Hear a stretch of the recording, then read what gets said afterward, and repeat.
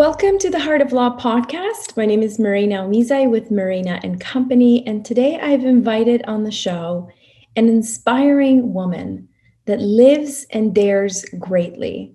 She's a brilliant attorney and a nurse out of West Palm Beach, Florida, and she's fiercely driven in her dedication to universal justice, but also a regular human being trying to navigate life like the rest of us. I am moved by Susan's story on a personal level, which is why I wanted her on the podcast. Everyone needs to hear her story, I think. It's a story about adversity and addiction and waking up to her own courage, taking charge of her own life.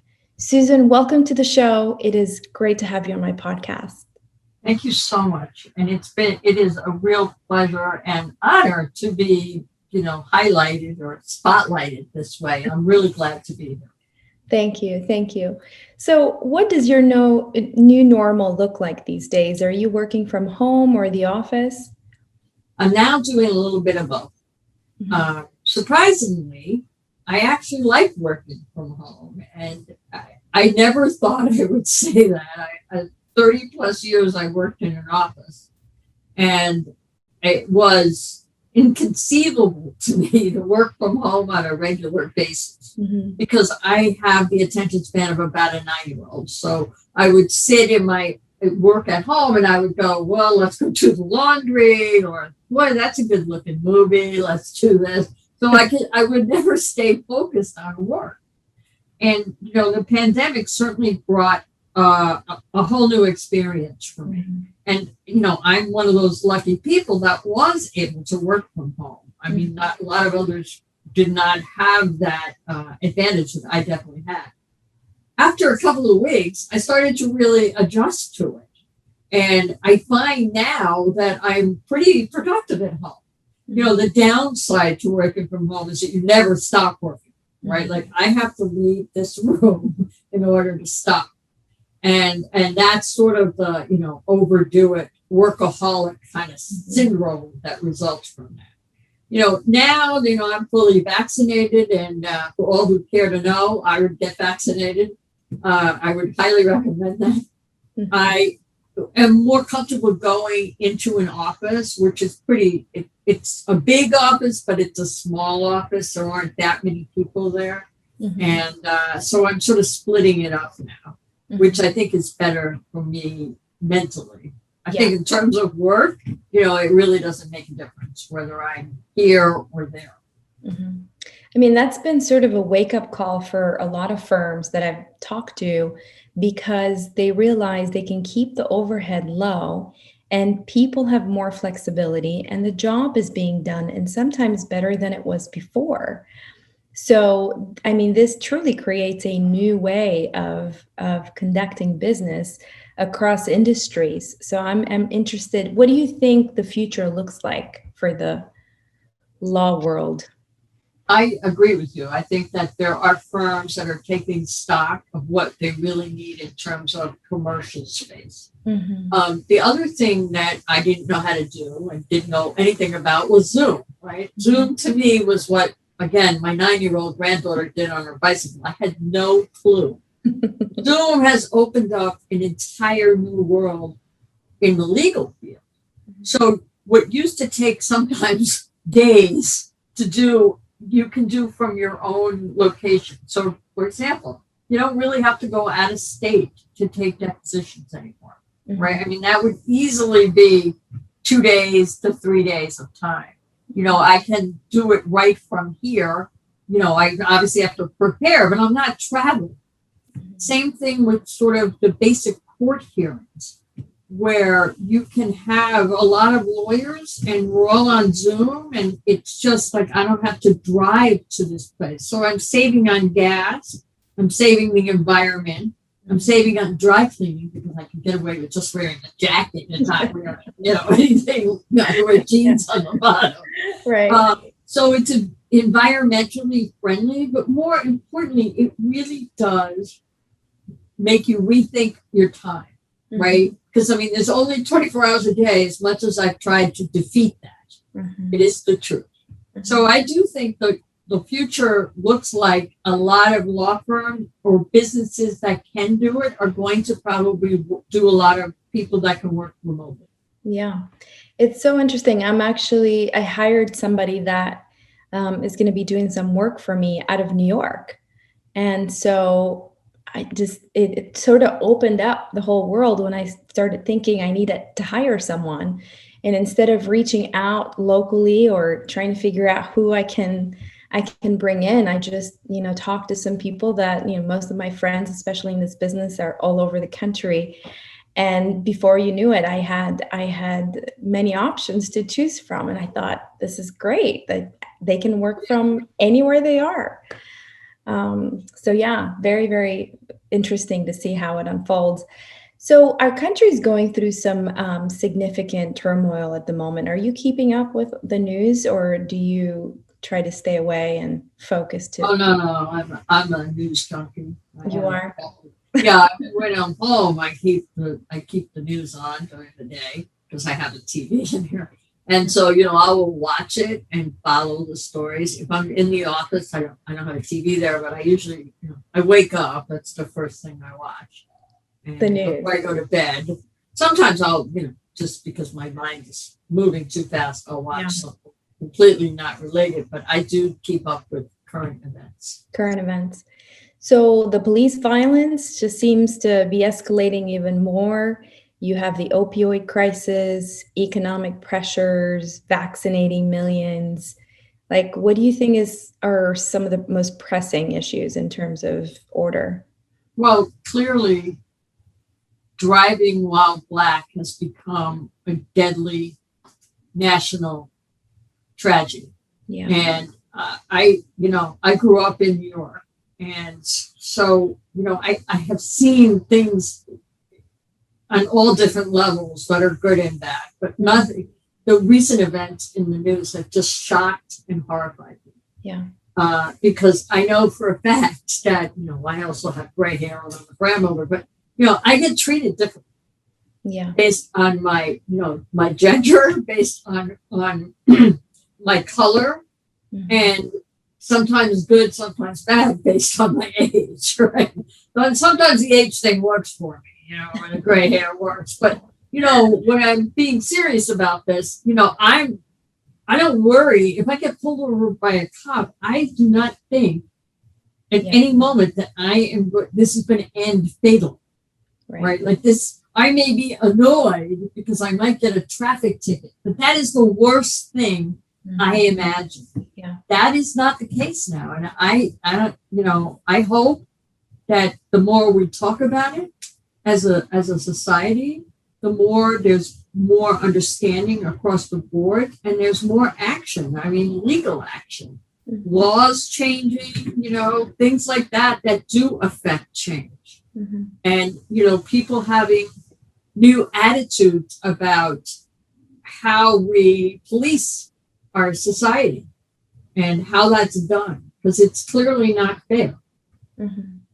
So that is very much what I think about that. Yeah. With the most recent news, it has been heartbreaking to watch. I mean, the last person that was shot fatally was a 20-year-old in Minneapolis again.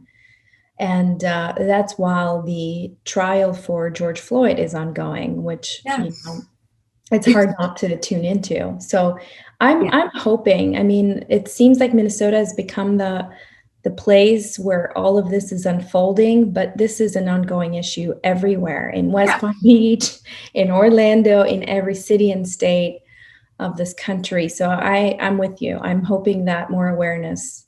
One of the things I was thinking about was like, how do you change a culture, right? And it's not that I don't support police. I want police in my neighborhood. I'm not saying that.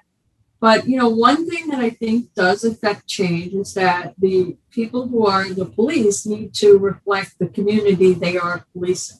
I agree. And, as much as possible, they should be from the community that they're policing. They should live in the town or the neighborhood or whatever.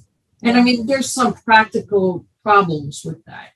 But to the extent that that can be kind of worked into it, I think that changes it, because when you're in with your neighbors, you have a different view of them than you do if they're living in someplace else. And you could do this small town, you could do this big city.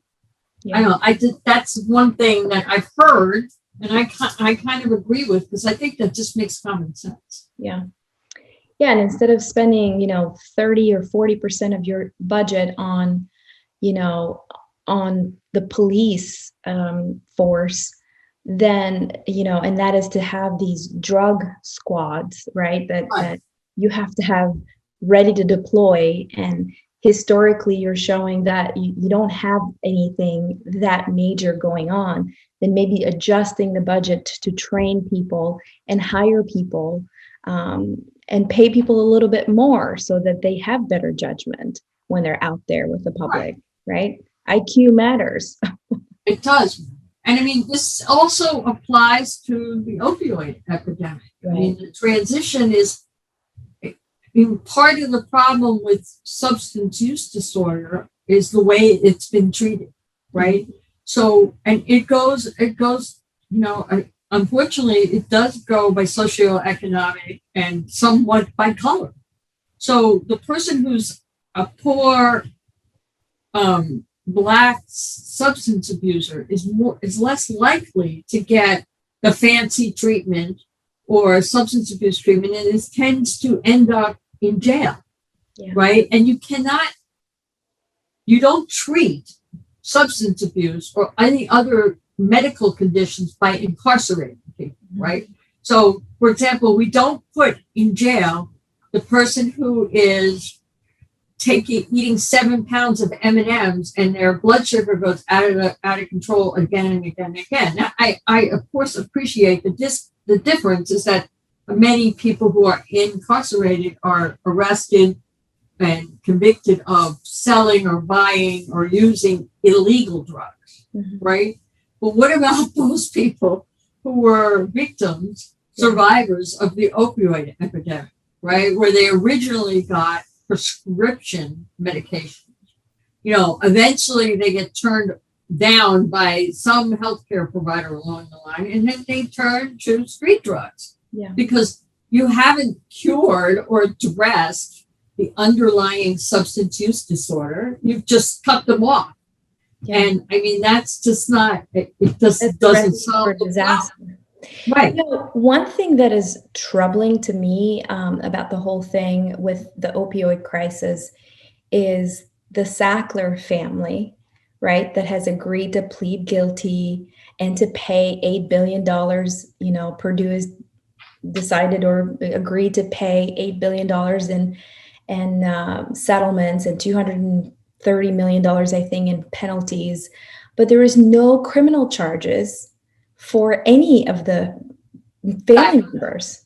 And these are the people that I call, these are the people that have created an empire of pain in this country. Right. These people have killed so many, and the investigation is still ongoing. Yet you have young Black men that are pulled over, that if they have, pot or something, they're put in jail, incarcerated for months and years. I think that is absolutely maddening to me. It's a disgrace, and something needs to be done about that. Well, it again goes to socioeconomic status. Yeah. Right? That's why. There's no other excuse for why the Sacklers are not in jail. They're drug dealers. They're drug dealers. They're very high-end drug dealers, but that's what they were. They created, through a number of the people that worked for them with them, they created a false medical position, if you will, that somehow opiates, if used for people with pain, would not become dependent, and then also known as addicted, and that it was being prescribed on a wholesale way for virtually any kind of pain. And as a woman who has recovered or is in long-term recovery from opioid abuse, I can speak to this pretty clearly about how that works. because it is for me, I was prescribed Oxycontin.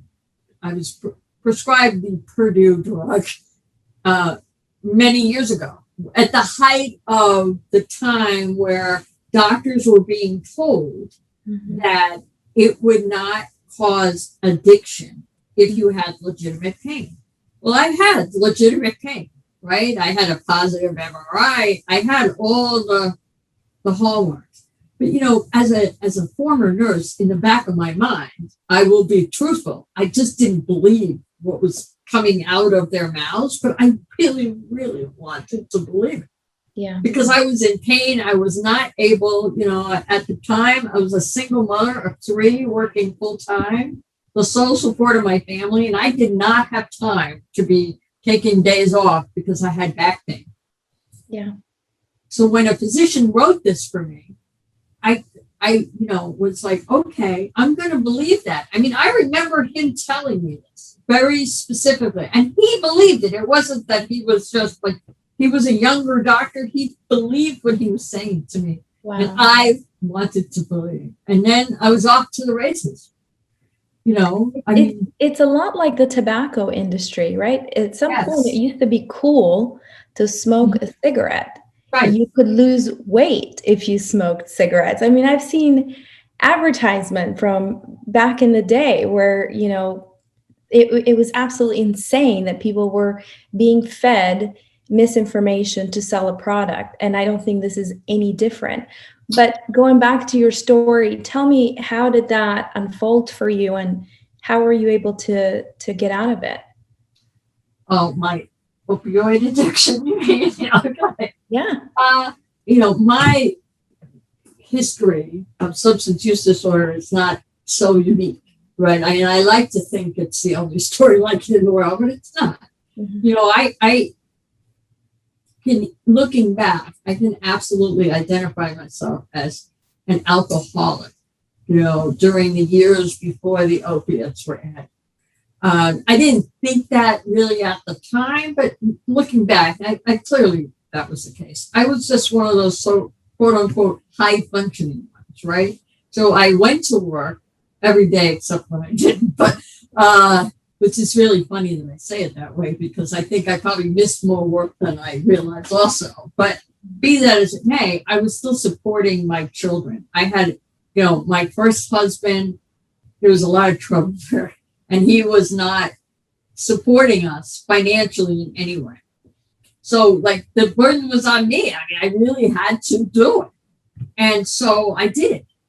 So then when I hurt my back, right, and it was hurting for a while, I finally started, I tried some like massage therapy and physical therapy and all that kind of stuff. And it just wasn't getting better. So, this doctor said, I think this might help for we'll try this for a while and see how you do. Well, it was like I found heaven in a bottle, right? Like the week or so, I didn't have pain. I didn't feel it. I was feeling great. I was moving. Like I could get so much done because I was not distracted. You also got euphoric from it, right? So, that I absolutely was experiencing, the euphoria, right? So there was no middle ground, right? It wasn't that, like I was either on or off. There was no idling in between. And, over time, it took more and more to do less and less, which is the phenomena of tolerance, right? So as I kept using it, I would have to use more to achieve that, right? And so this just became a vicious cycle of more and more and more and more. And being somewhat as a sophisticated consumer, right, being a nurse and a lawyer, I knew what I needed to do to get what I wanted to get, right? Which made me a little different than other people with substance use disorder because I knew how to play the system, right? And I did, and that's what I did. And it went on for more time than I care to admit. Mm-hmm. So, it finally, and as with a lot of people, right, it finally, I couldn't stand being in my own skin, right? I couldn't imagine not doing the drugs. And of course, I added alcohol to this. And I couldn't imagine continuing to do the drugs, right? Because both things were horrible. So, had I reached my proverbial bottom? Somewhat, right? And I can tell you this went on for more months than it's hard to believe when I look back on it. So, it was months, it wasn't years.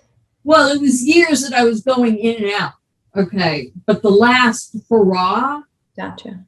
was months. But, if I go back a little bit, like there was times where I thought I was an alcoholic, but every time I would stop drinking and stop doing something, like things got immediately better in my mind. Mm-hmm. And I would start, instead of identifying with other people in recovery, I was comparing. Mm-hmm. So like, I was like, wow. And I was being a victim. So I would say to myself, if you had my life, you'd drink too. Like, it's too much. Like, I can't handle all this, right? I got a high pressure job. I got 3 kids to support. Nobody's helping me.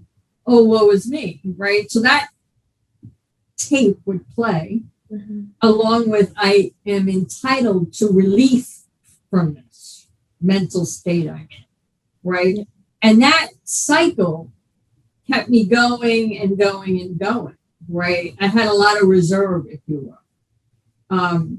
And, finally, the drugs are what stopped me because it got so unbearable that I just had to detox. So I did. And I'm not recommending this for other people, but, I threw up at home for a couple of weeks. And, which is not. So you made a decision to stop and then you just stayed at home for 2 weeks to detox? I think that is probably accurate. It's hard to kind of really remember the details, but there was a moment of clarity. Mm-hmm. And I was like, I cannot do this anymore, right? I kept doing, I was like waking up, not remembering what I did. I was blacking out. Things like that had never happened before. So I stopped the drugs. And this is the strange mental illness that I have, right? Somehow I thought that I could drink some more, right? Like I needed relief from the anxiety and the pain I was in from the deep, oh my God. So that went on for a couple months. And, the story, the moment, and I started going to more, and I'm a member of a 12-step program, proud to admit it, I'm a member of Alcoholics Anonymous. Mm-hmm. And we can discuss anonymity in another section, but I was going to meetings and I was hearing it, but I wasn't hearing it. And, there was another moment, if you will. Yeah. There were a series of moments where I just couldn't pick up another drink, right? Like I actually said words. Somebody offered me a drink at a restaurant and who had no idea that I had been struggling with this. Mm-hmm. And I said, no, thanks. I don't drink. I don't know who actually said that. I don't think it was me. Wow. But I haven't drank since that moment. And so,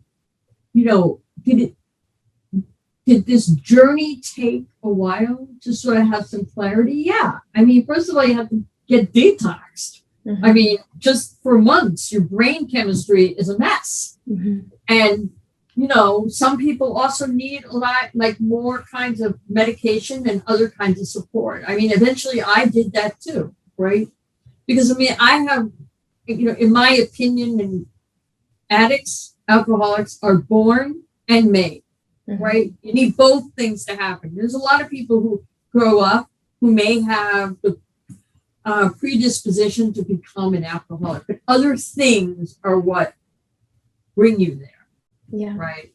I mean, you're not like born drinking vodka when you're 6 months old. Yeah, that kind of thing. So to permanently break that vicious cycle of pain and numbing agents, you have to create a new empowering pattern and reinforce it until it's a habit, right?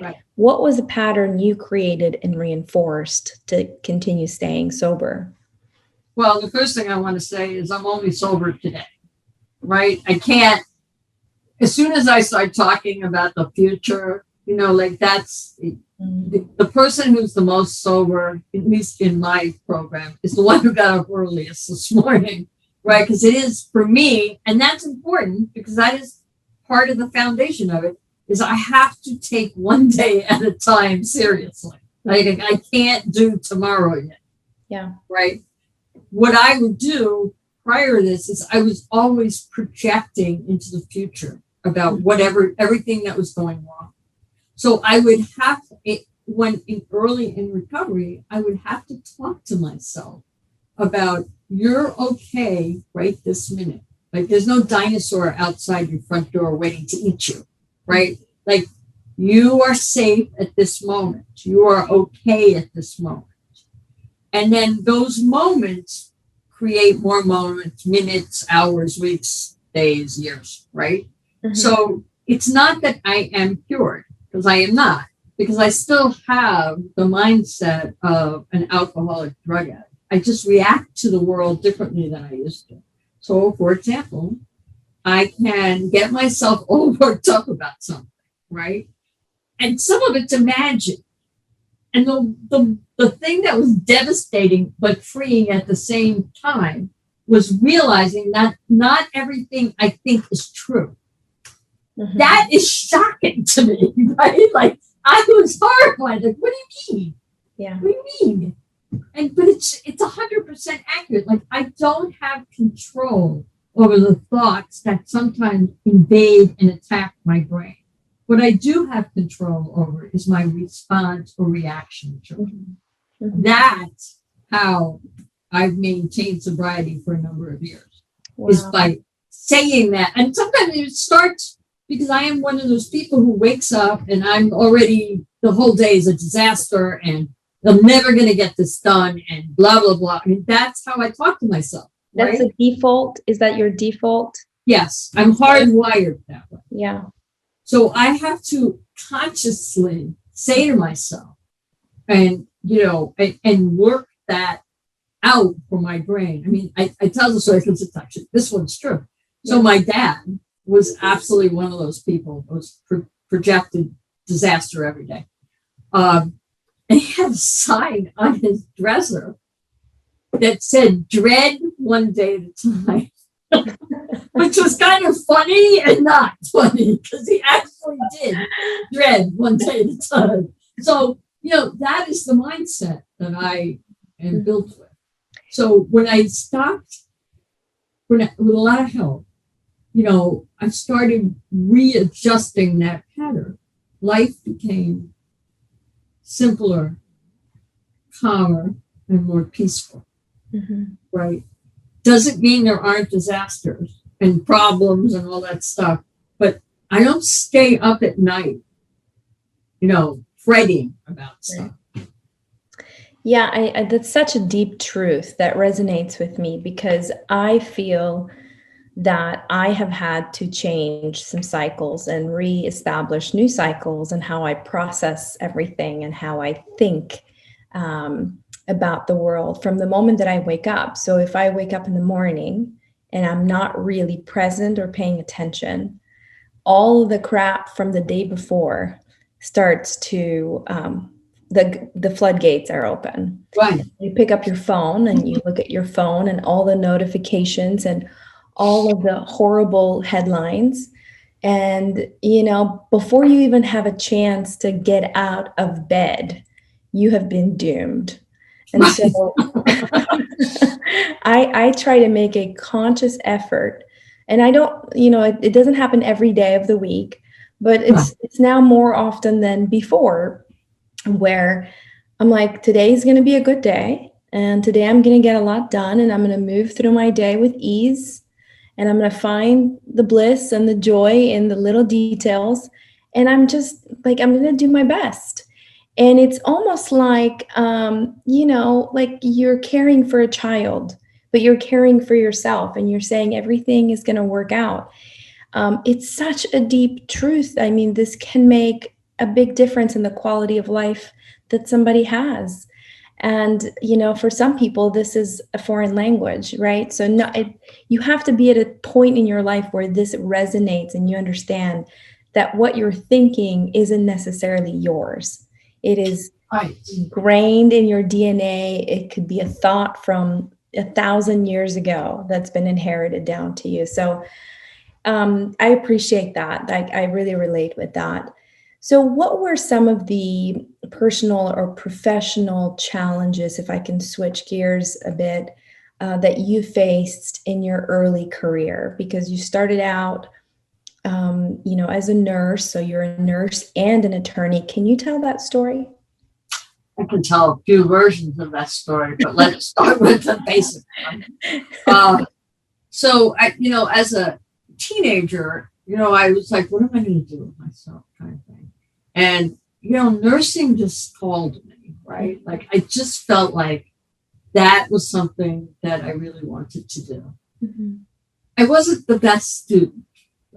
So, part of me thought, at one time I thought about going to vet school, but that's not what happened.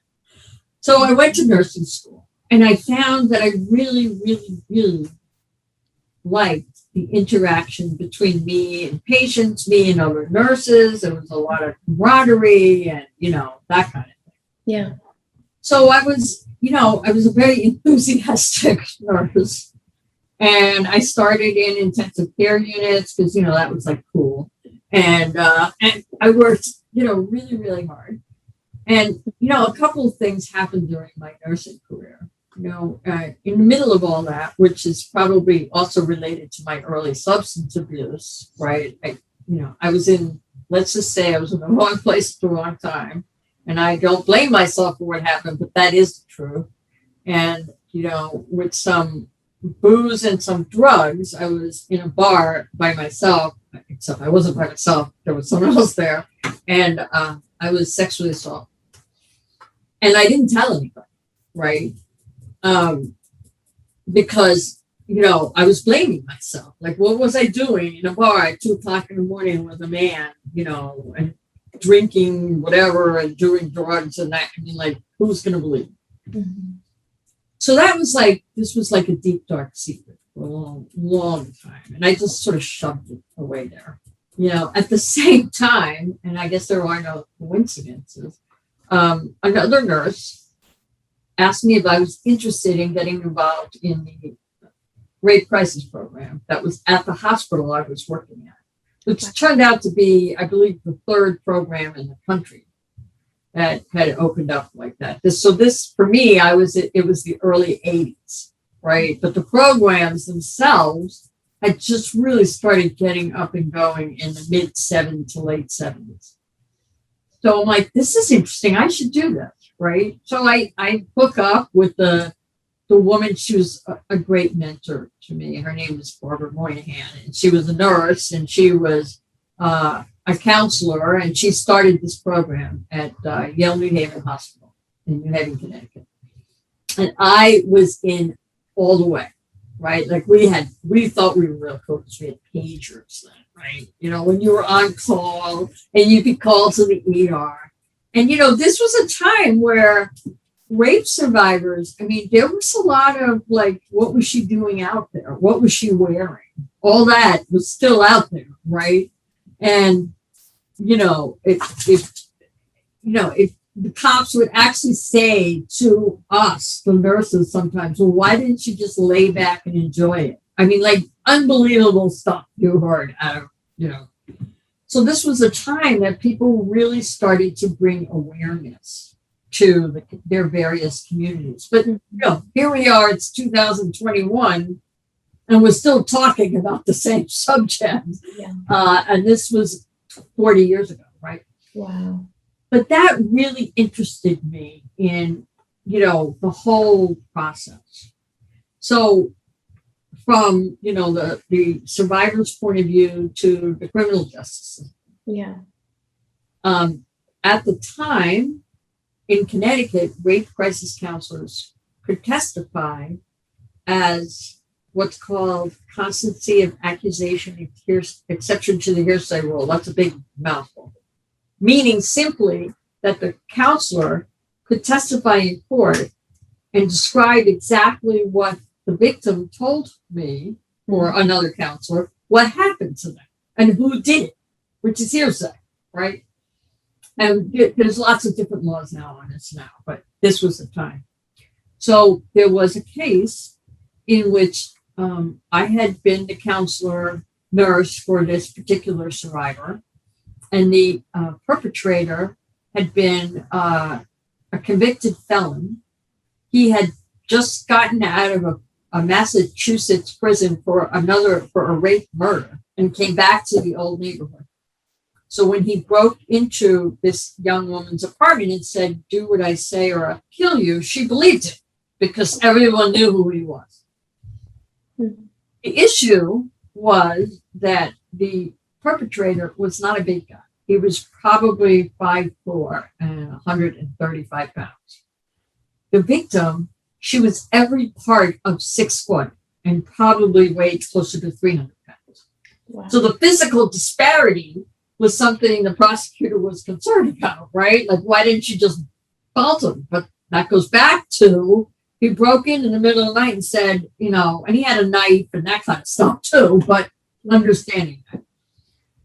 So the victim was an 18-year-old kid, and she was not that articulate.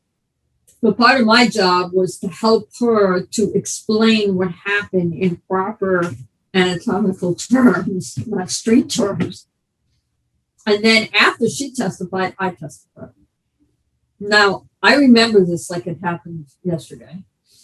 I was 25 years old. I even kind of remember what I was wearing, like a little blouse and a little sweater. And I walked into the courtroom, and it was huge. It was so big. And it was one of the old courthouses. So I sat in the witness box, and literally it came out to here on me.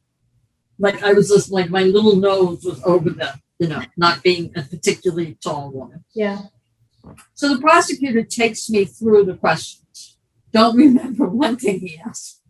Mm-hmm. So I'm now waiting for the defense lawyer, the criminal defense lawyer, to get up. And I actually am holding my breath because I'm just terrified that I'm going to say something terrible. So he asked me if I worked for the New Haven Police Department. I say no. He asked me 5 more times. I keep saying no. By the 6th time, I think I'm giving him the wrong answer, right? Like oh my God, what am I saying wrong? And I sort of nervously giggle, "No, sir." And the jury just cracks up because they could see I don't no idea what's going on. And, this guy also had no idea what was going on. So they just happened to take a recess after that. I go out in the hallway and the prosecutor comes out and I'm like, "Oh my God, I'm so sorry." He goes, "What are you talking about?" I said, "What just happened in there with me?" He said, "That guy's an idiot." So at that moment I said, "Well, if that guy can go to law school, I can too." So I followed that man's career for many years. He was eventually disbarred for being pretty incompetent. And by the way, the perpetrator got convicted in about 12 minutes and may still be in prison now. I don't know, probably not by now. But, that moved me. And, all that stuff, like I was terrified that I wasn't smart enough. I didn't have what it took to go to law school, all that stuff, that talking to myself about, this is going to be a disaster, was changed in that moment. Yeah. That's why I went to law school. Wow. And where did you go to law school? In City University of New York, at Queens College. Wow. So currently you work on, like you said, the sober home cases, sexual assault cases, medical malpractice cases. These are hard cases. And I agree. They are. Right. I mean, emotionally, but I'm sure that they mean something to you, that this is your specialty for a reason. So can you expand on that? What do these cases mean to you? They mean a lot because, I'm a survivor. I'm a recovering drug addict, alcoholic. I'm a nurse. I'm a grandmother, and I'm a lawyer, right? Mm-hmm. And I guess there's no coincidence that all of these things fell together. I mean, early in my career, of course, I ended up doing medical malpractice because of my nursing background, right? Mm-hmm. So it was a natural fit, and I liked it. I liked doing it, and it was always challenging and interesting. Mm-hmm. The sexual assault cases also were something I have been doing since I went to law school. While I was going to law school and after law school, while I still lived in Connecticut, I was the, pro bono counsel for the rape crisis program. So I would help with doing trainings and things like that as, the programs all over the country started getting more attention and sophistication and, community and all that kind of stuff. That was, so I have had the privilege of representing sexual assault survivors for many, many, many years. And, they come in different categories, right? I mean, part of the big change in the law over the last 30, 40 years has been the elimination or at least expansion of statute of limitations for child sex abuse survivors, right? Mm-hmm. And in Connecticut was one of the first places where there were changes. And I filed one of the first cases in Connecticut. Over the years, laws have gotten much better. Things like the rape shield law, that may sound like it's been around forever. I mean, that's in my lifetime, where you couldn't ask a sexual assault survivor in a criminal case how many people they've had sex with prior to being raped. Things like that, Civil litigation for survivors, any kind of, whether they are sexual assault survivors or other crime victim survivors, has also gotten a lot more sophisticated. And there's more of us doing it. I mean, I am a proud member of the National Crime Victims Bar Association, which is a bunch of just outstanding lawyers who have been the ones who brought the first cases against a number of archdioceses, who brought cases in negligent security, people getting assaulted or sexually assaulted in poor parking lots and where there's been lots of notice of crime, things like that. I mean, that has civil litigators, before me and like myself have changed policy in this country. Just look at hotels and things of that nature. Mm-hmm. So, all of that became important to me, right? Mm-hmm. The substance abuse litigation was a result of me seeing firsthand what was going on the ground. Mm-hmm. Palm Beach County particularly, where there was tons of fraud and just patient brokering and human trafficking of young people, primarily coming from other states to the recovery capital of the world, South Florida, and being merchandised. I mean, literally, with absolutely no regard for whether a particular program or treatment facility was appropriate for them. Wow. And that, that I did not go to a treatment program. And I would say that on the continuum, right, like any other mental illness or chronic medical condition, there are varieties. I mean, there are diabetics, for example, who, if you tell them to stop eating sugar, right, manage their weight carefully, do that kind of stuff, they may never need medication. Mm-hmm. The diabetic next to them may do everything they're supposed to do and still require insulin or an insulin pump, right? They're just different. They're treated differently. And then there's a group of non-compliant diabetics, right, who don't do what they're supposed to do and have problems, right? This is an illness that requires individualized attention. And one of the biggest criticisms I have against the substance abuse treatment industry is that is not done, right? So how can it be done productively and effectively? It's a good question. So, I'm not the only one this has occurred to, thank God, right? So there are groups, the American Society of Addiction Medicine, for example. So this is a group of healthcare practitioners. Most of them are psychiatrists, but not all of them, but they specialize in the treatment of substance use disorder. Mm-hmm. So they are, and they have put out criteria, for example, for admission, Mm-hmm. right, to a program. And what's level of care? Because not everybody's the same, right? I'm the example who didn't, maybe I should have gone to treatment, but I didn't, okay? And it worked for me, right? The vomiting at home worked for me. Yeah. Other people who are opiate addicts, they may need much more in the world of medical intervention, right? And other types of support. Some people need long-term residential treatment, months and months and months, okay? Some people don't. So it shouldn't be, it isn't and it shouldn't be one size fits all. Yeah. But the motivation to do it one size fits all has nothing to do with anything but the owner's checkbooks, right? And what insurance companies will pay and what they won't pay for and how to cycle that. Mm-hmm. And that is why there is such an epidemic of young people dying from overdoses. Mm-hmm. Have you worked on those cases recently? Whether they're the substance abuse cases or some of the sexual assault cases, and is it different trying? You said things have sort of changed over the course of 30, 40 years, but when you get a call and you have one of these cases, how do you typically handle it? Well, I can give you an example of sexual assault cases, and then I can give you another example of substance abuse treatment center cases. But recently, and I'm proud to be partners with another lawyer named Dina Foman.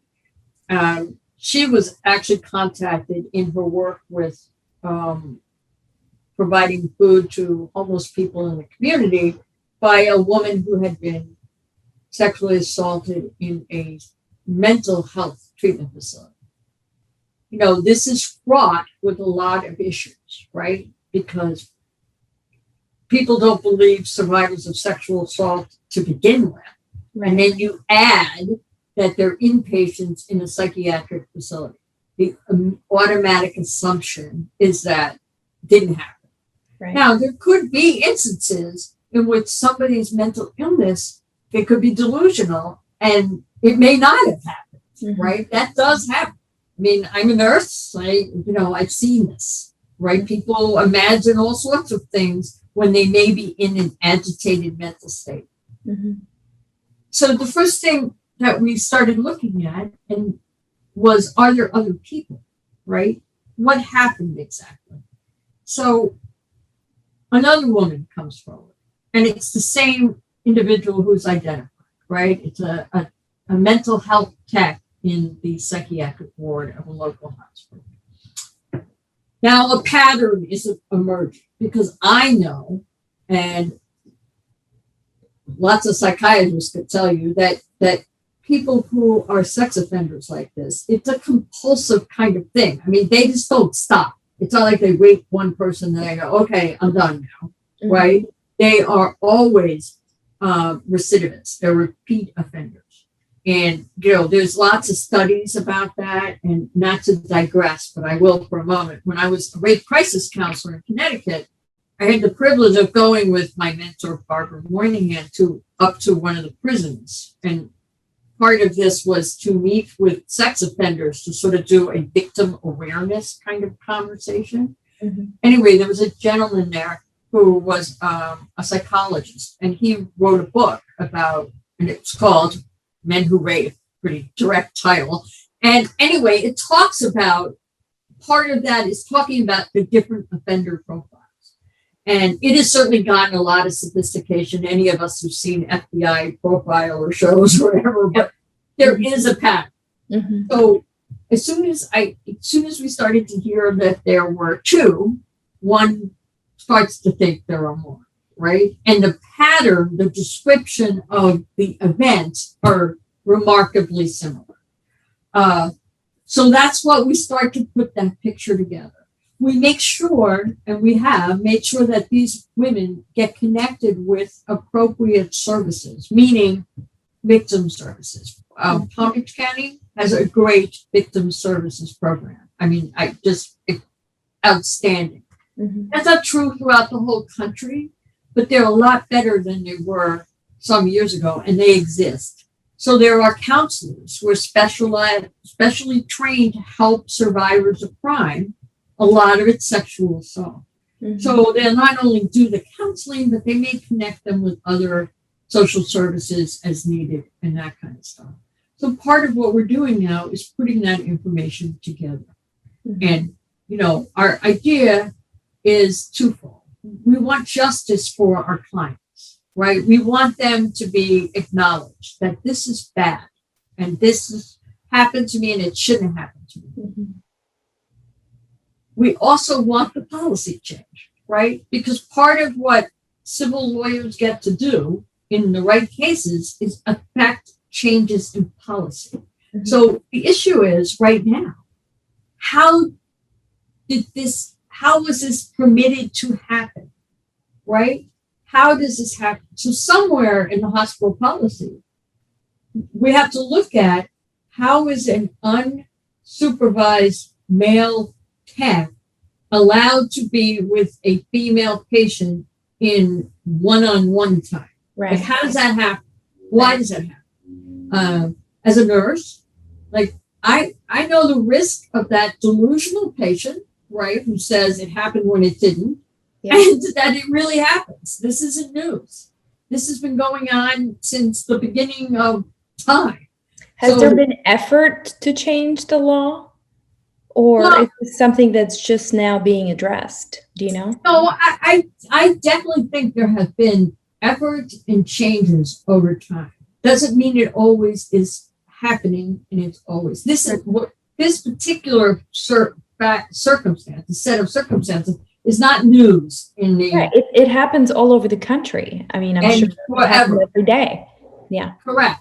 So that's the point. This shouldn't have happened, because this isn't something that just came out like, oh, I never heard of this before. Mm-hmm. That's not the case, right?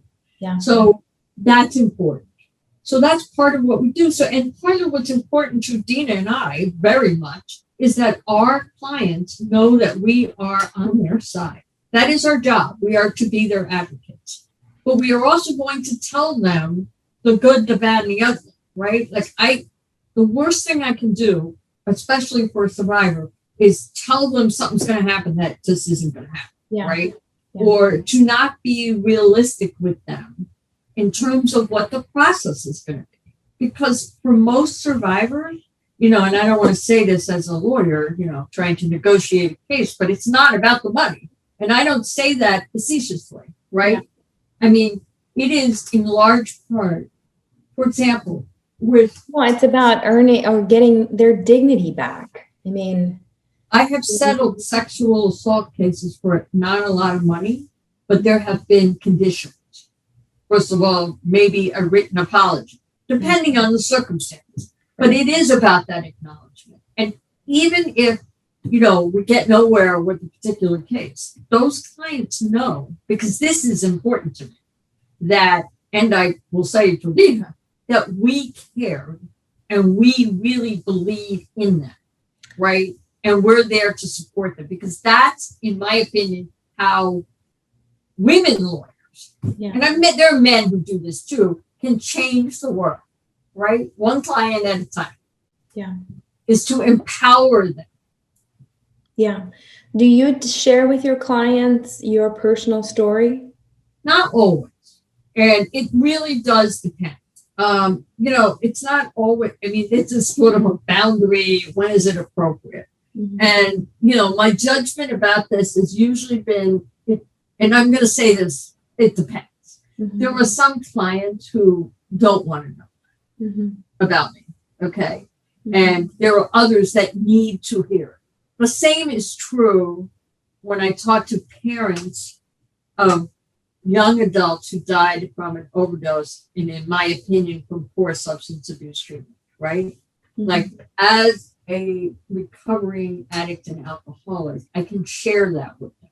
I can also share the very personal story of my own granddaughter is without a father because he died of a drug overdose, right? But it depends, right? In the context of sharing my experience is to give, hopefully, some inkling that there's hope and that there's recovery, right? I mean, I cannot imagine, and this is 100% true, like my counterpart, right? The mother of my granddaughter's father, right? That's as close as I ever want to be to that situation, right? Because it is inconceivable to me to lose a child, even if that child is an adult, even if that child is doing stuff that is dangerous. I just, it's, we're not supposed to outlive our children. No. So I do share that when it's, appropriate. I'm happy to share my story. And that brings me to anonymity. Let's talk about anonymity. Okay. So let's talk about it. In AA, it's Alcoholics Anonymous, right?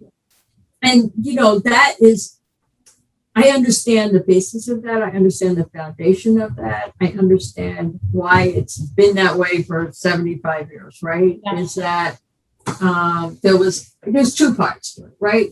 Initially, and still today, there's a lot of prejudice against alcoholics or drug addicts, right? They're socially not acceptable, that kind of stuff, right? And the vision that most people who haven't been close to it, is that we're either drinking under a bridge, some terrible wine, or we're holding up drugstores or, beating up old ladies, whatever. And watch that because I'm getting to the old lady part, but myself. So there's that, right? The other part was like, if you are a recovering alcoholic and you fall from grace, right? Somehow you have like a big national, I get arrested for DUI, right? After I told everybody I'm an alcoholic, that I may have a harmful impact on Alcoholics Anonymous as a whole. And I appreciate both positions, but my position is that it isn't, none of those things are going to change until people like me, who may not look like a drug addict and an alcoholic, start talking about it and saying, I am one. Because I am not the face most people expect to see when I say, I was snorting this or drinking that or whatever, they don't think that I look like that person. And I am every much that person as anybody else, whether they're incarcerated for their drug use or they're sitting in a penthouse in Manhattan. Yeah, but that's part of your power, Susan. Yes. That's part of what makes you you. And I told you this before, when I first, heard you speak and we didn't know each other, was at an FJA event. And you were up on stage sharing your story. And I just remember walking into the room, taking a seat very quietly, because even within the first 30 seconds, I was captivated. And it wasn't so much because you hear these sad stories all the time, but it was coming from you, somebody that was an attorney, that was a nurse. You are well connected in your community. You have been, a productive member of society for a very long time. People don't expect that to come from you, from your mouth. So that was part of the strength and your ability to share this without any fear, because this is part of your past and you separate it as something that you've been fighting and trying to overcome for a long time. But what I also know, the other side of this, is that there are people in our industry today, in many walks of life, that are unable to talk about it. They probably are struggling with it. They can't talk about it because there's too much at stake in terms of their reputation or their job or whatever. So I think there's a lot more functioning drug addicts and alcoholics than we think or we know. So I just find that to be incredibly powerful. So the fact that you talk about it, I mean, have you met other people in the industry that have come up to you and said, I share a similar journey? Or Well, I mean, part of just my experience in Alcoholics Anonymous is I'm not embarrassed or ashamed, right? Like it's a fact of my life. Yeah. So when I have spoken publicly about this outside of the rooms of Alcoholics Anonymous, invariably someone reaches out to me and says, I'm so glad you shared that. How can I get help? Who should I talk to? And I will tell you, I don't know whether they followed up with that. I mean, I offer my phone number. I mean, in terms of my own recovery, in order to keep it, I have to give it away. Like my ability to share my experience, right, and hope with others is one way I stay sober. Because when I hear other people's stories and their situations, I am reminded of how powerless and lonely and hopeless I felt in that period of time. And I don't want to forget that. Like I prefer not to dwell on it, right? But I need to remember that. I need to keep it in my mind because, I mean, some people say this, the further you are away from a drug or the drink, the more likely you're going to drink or drug again because we have these magical minds that make us forget things. Sort of why we have more than one child, right? It's the same thing. It works like, if you really think about like my first delivery, like why did I do it 2 more times? It was crazy, right? Because I have this mind that tells me a different version than what really happened. And that's the same thing. So yes, I hope that my sharing this will touch somebody somewhere someday and they'll say, if that woman, whatever they want to use in front of that word, can do it, I can do it too, right? Sort of my same story of why I went to law school. Right. Yeah, I think hearing your story certainly helps me overcome some of my personal challenges. It's always, there is this force within us. And I think we all have it. Not everybody recognizes it or sees it, but it's that force that if unleashed, you can do anything, you can build anything, you can envision whatever your heart desires. And yes, we do fail, but if you can tap into that force, I think anything is possible. So, my question to you becomes, after everything that you've sort of gone through, are you at a place where you have peace and you have, just, are you spiritually content with your life's journey and also what you have to do or any goals that you have set for yourself for the next stage of your life? Or are there still some demons that you're fighting? Give me a little insight on that. As to demons, I mean, the demons never really completely evaporate, right? But they are in a different place than they used to be, right? I used to dance with them 24 hours a day, right? Like all the time. It was always something that was disturbing my peace, if you will.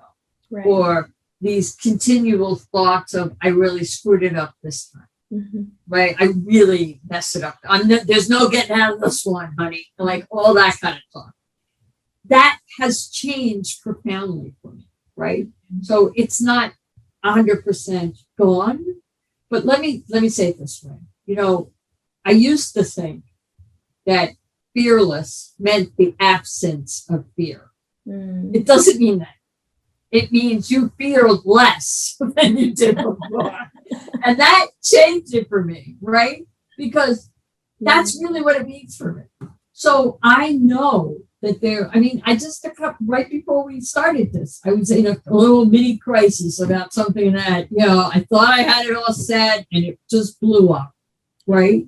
And I can tell you what my first reaction was, oh my God, I've done it now. Holy, what am I going to do? Blah, blah, blah, blah, blah. I mean, that started happening, right? But now I recognize that little demon talking to me. And I'm like, shut up. Right? Like, get focused. There is a solution, right? There isn't always solutions, but there is a solution to this particular problem, right? There are things that are just not fixable, disasters that you just can't. And then I have to go to acceptance, right? I have to accept things I cannot change, right? And I mean, that is the serenity prayer, right? God grant me the serenity to accept the things I cannot change, and the courage to change the things I can. But most importantly, the wisdom to know the difference. And I can tell you that I have some wisdom to know the difference that I never had before.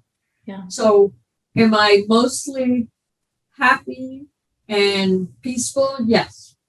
Like I am that woman that walks around the hall singing to herself, right? I mean, I was in the office yesterday and I caught myself sort of loudly singing to myself. And I'm like, these people are not really ready for Susan. Like they're not quite ready for me. But, that's the joy in my heart. I don't know what else to say about it, right? Yeah. I'm also a big fan of show tunes. So that was happening. Oh, okay. Well, I was going to ask you if there is any routines or if there are routines that you embark on that you do on a regular basis, daily basis to just reset and recalibrate you. So can you share? So with the advent of Zoom, I actually go to more AA meetings than I did before. So I am blessed because I'm a member of a group that meets every day at 7 a.m. Mm-hmm. I am there, and it meets every day of the week. I am there more than I'm not there every week. Yeah. Yeah. And why does that work for me? And I know it doesn't work for everyone. Yeah. I'm just talking about what works for me. Yeah.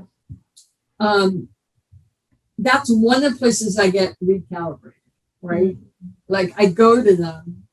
Now that I used to be, I went to them because I had to in my mind, but now I go because I want to, because there I hear. So those are my moments of, the spiritual connection with the universe and other people. Yeah. Right. The other thing I do, which I never did before, is I have to consciously take time to take care of myself. Right. Right. This was something I was terrible at. I would feel guilty about it, or I would overdo, I never got this right. Yeah. So, for example, I told you earlier, I'm working from home today. It's a beautiful day. At 10 o'clock in the morning, I took my dogs and I went to the beach for an hour. Never would do that before. Like that would never, because I'd be in the office or morning, noon, and night, that kind of thing. Yeah. Part of it is breaking up the routine for me. I need a routine, but I also need to break it up because I get too stuck in it. I try to go out every day, walk the dogs, do some exercise for myself because I do feel better, even if it's a little bit. It's just like when I change a muscle, I change a thought. Mm-hmm. So even during the day here or in the office, I will just wander around a little bit just to reset my brain because I can see now, which I never could before. I can see myself going into the tunnel of despair or whatever it is, right? Yeah. I also acknowledge it when I am just feeling like don't want to do it. Right. Right. Yeah. I don't beat myself up about not being enough. Mm-hmm. Yeah, it's interesting. I was having a conversation today about fear. And so now I've been practicing meditation for, going on 7 years, but really doing it every day the past year. And one of the things that I've learned through the teachings of meditations has been to see when the fear rises and to acknowledge that energy, starting to take over your body. And your mind, because what happens is when we have these fearful thoughts, these stress hormones are released into our body, and then our body goes into fight or flight mode. Right. And the reptile brain is triggered and is now ready to either attack or run.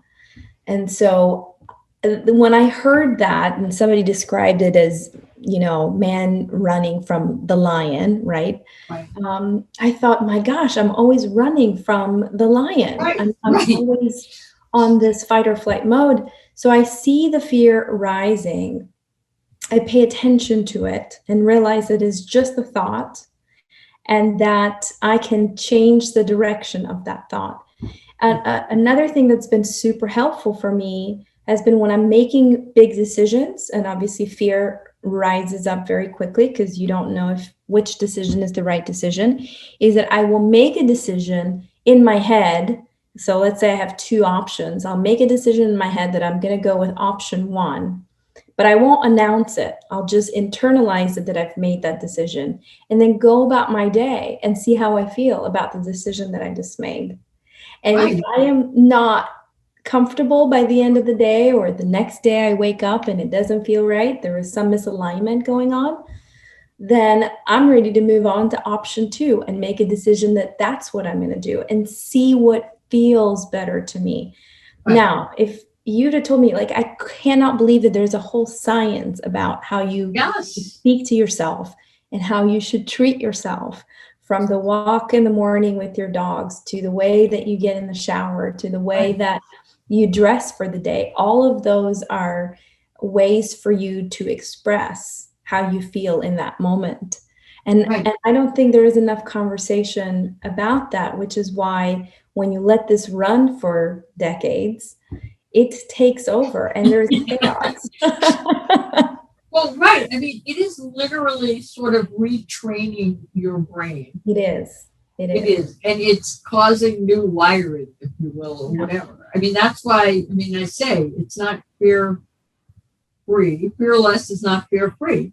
Yeah. It's fearless. So I don't, not everything that happens creates fear in me anymore. Yeah. Right?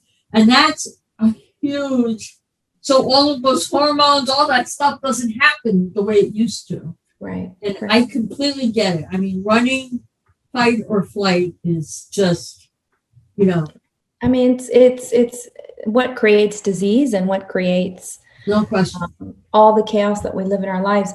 In fact, I think it's also related to creative energy. So if you're exhausted all the time, there was a period of time I was just exhausted all the time. And I think it was an exhaustion for carrying my pain around, pain that I wasn't good enough, and pain that I was never going to amount to anything, all the self-criticism, and also not believing in the goals that I had. So any exciting ideas I would have, I would shut them down because I was too exhausted to pursue them. And I realized I was spending so much brain power on just defending myself from myself. So there was no time for anything else. Right. Yeah. No, this is the absolute truth. Part of what has changed for me is that phenomena, right? Of not wearing myself out. Yeah. There are days where I actually recognize, you have just worn yourself out with these mental gymnastics that you've been doing. Just take a couple. But that is for me, that is recovery. That is spiritual in nature, right? That doesn't happen by itself. Yeah. And it's tapping into that energy that changes everything. Mm-hmm. Mm-hmm. And I am blessed to have some experience with that now, right? That I can actively try to get back to that place when I'm off filter. Yeah. Do you have some words of advice for younger lawyers who are trying to figure this out?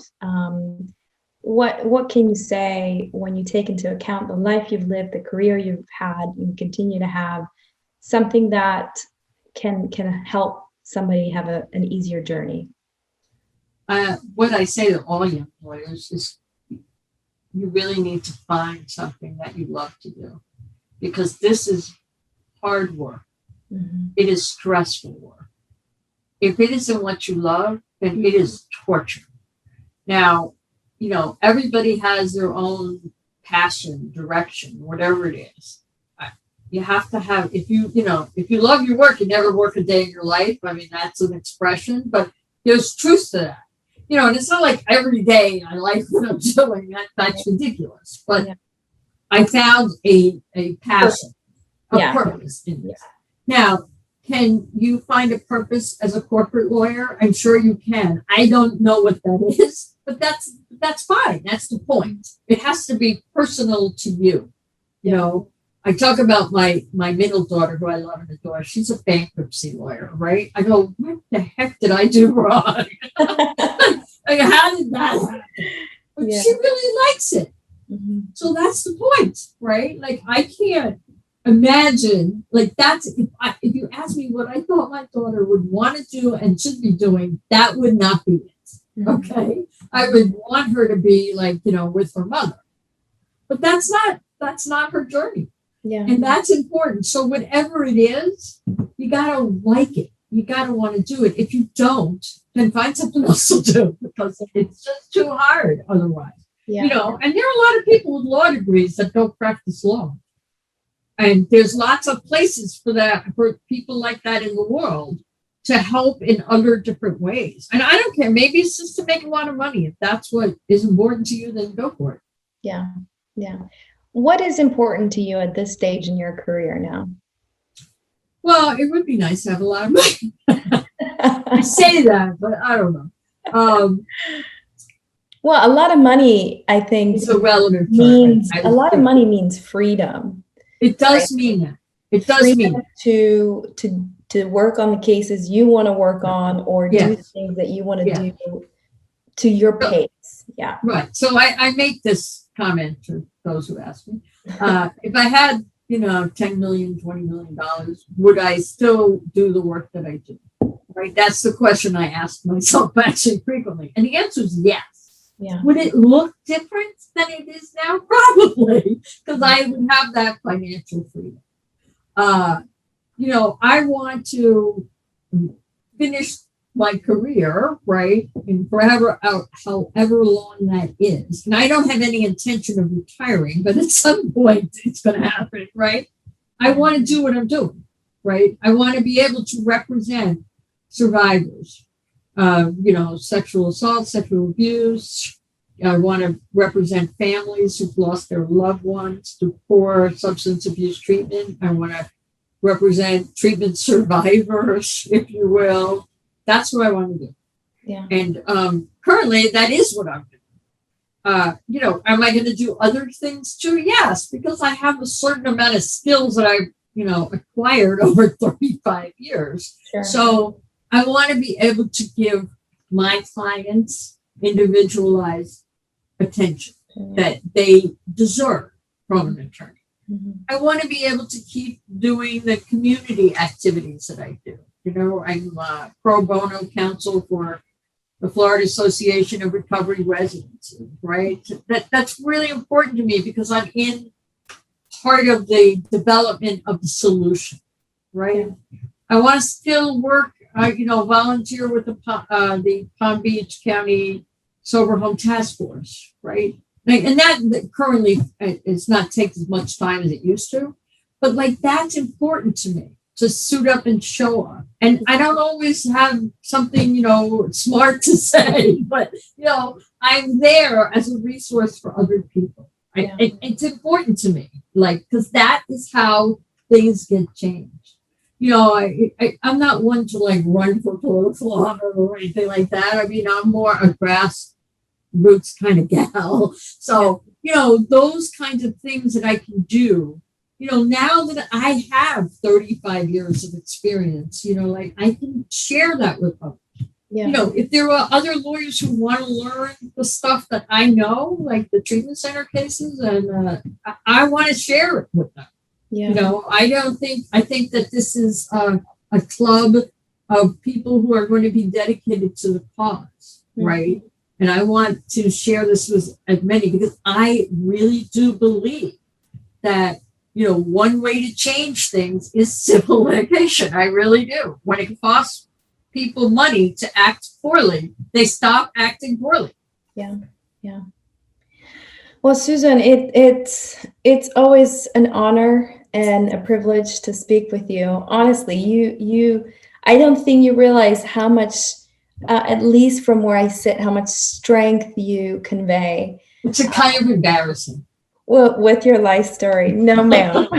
No, ma'am. I don't know. It's like one of those things. This is something my father told me. I never wrote that over. Like when people say nice things to you about you should just accept it and not argue with them. like, why would you do that?